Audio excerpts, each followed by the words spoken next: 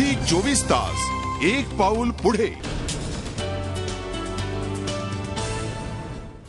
पुण्यात एका अनोख्या क्रिकेट संग्रहालयाचं मास्टर ब्लास्टर सचिन तेंडुलकरच्या हस्ते उद्घाटन करण्यात आलं। पुण्यातल्या सहकारमध्ये साकारण्यात आलेल्या ब्लेड्स ऑफ ग्लोरी या संग्रहालयात क्रिकेटपटूंच्या स्वाक्षऱ्या आणि त्यांनी मैदानावर वापरलेल्या साहित्यांचा संग्रह करण्यात आलाय। हे म्युझियम युवा क्रिकेटर्ससाठी प्रेरणादायी ठरेल असं वक्तव्य सचिनने केलंय।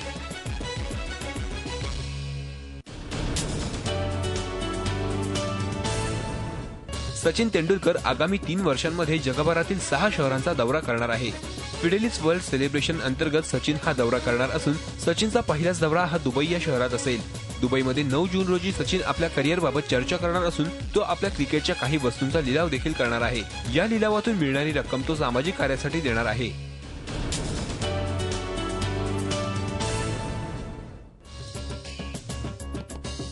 टीम इंडियाचा कॅप्टन महेंद्रसिंग धोनीनं आपण 2013 मध्ये रिटायरमेंट घेणार नसल्याचं स्पष्ट केलंय। रिटायरमेंटला अजून बराच वेळ असून 2015 मध्ये होणाऱ्या वर्ल्ड कप नंतर क्रिकेटच्या एका प्रकारातून रिटायरमेंट घ्यावी लागली तर त्यावेळी आपला फिटनेस पाहूनच कोणत्या प्रकारातून रिटायरमेंट घ्यावी हे धोनी ठरवणार आहे।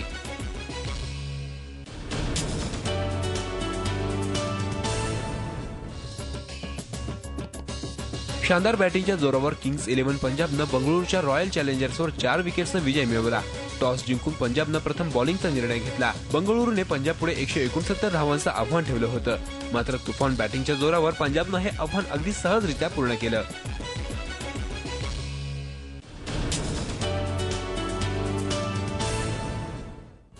आज मुंबई इंडियन्स आणि पुणे वॉरियर्स दरम्यान पुण्यात मॅच खेळली जाणार आहे। मुंबईची मदार सचिन तेंडुलकर, किरण पोलार्ड, मुनाफ पटेल आणि लसित मलिंगावर आहे, तर पुण्याची मदार captain Sourav Ganguly, Jesse Ryder, Robin Uthappa आणि फिरकी बॉलर राहुल शर्मावर असेल।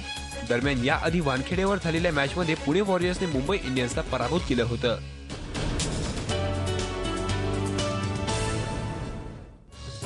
पुणे वॉरियर्सचा कॅप्टन सौरव गांगुलीला डेक्कन चार्जर्स विरुद्ध ओव्हर्स रेट कमी ठेवल्याबद्दल दंड ठोठावण्यात आलाय। IPL 5 मध्ये गांगुलीकडून प्रथमच ही ओव्हर रेट कमी राहिली असल्याने त्याला मॅच फीच्या $20,000 दंड ठोठावण्यात आला। दरम्यान गांगुलीच्या कॅप्टन्सीखाली पुणे वॉरियर्सला डेक्कन चार्जर्स विरुद्ध या मॅचमध्ये पराभूत व्हावं लागलं होतं।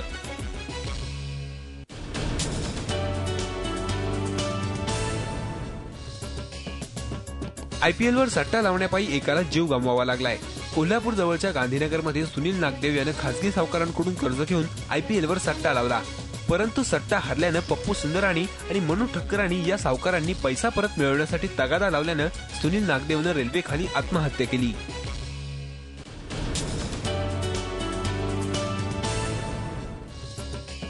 कॅन्सरवर उपचार घेतल्यानंतर आपल्या आरोग्याबाबत स्पष्टीकरण देऊन आपण थकून गेल्याचं युवराज सिंगनं म्हटलंय। आजाराबद्दलचे प्रश्न आपल्याला पुन्हा आजारी असल्याची जाणीव करून देत असल्याचं युवराजचं म्हणणं आहे।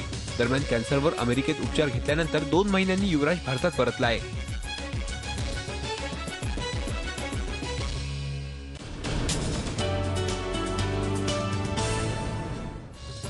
न्यूझीलंड क्रिकेट टीमचे कोच जॉन राईट यांनी वेस्ट इंडिज दौऱ्यानंतर कोचिंगचा राजीनामा देण्याचा निर्णय घेतलाय। न्यूझीलंड बरोबर राईट यांचा करार वाढवण्यात येणार होता, मात्र राईट यांनी करार वाढवण्याबाबत नापसंती व्यक्त केली आहे। दरम्यान जॉन बुकानन यांच्याशी असलेल्या खराब संबंधांमुळे राईट यांनी राजीनामा देण्याचा निर्णय घेतल्याचं बोललं जात आहे।